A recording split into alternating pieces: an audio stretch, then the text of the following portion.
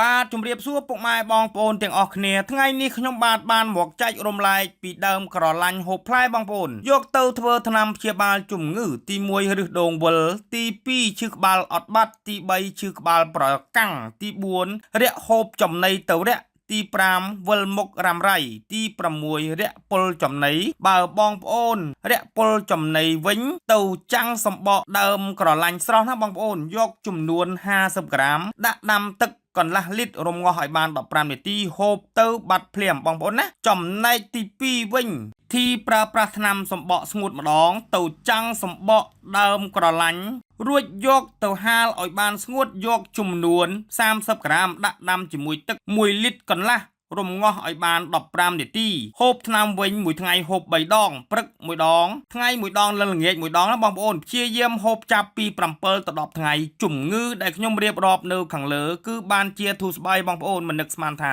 ដើមក្រឡាញ់ហូបផ្លែសម្បកពូកែដល់ម្លឹងសោះ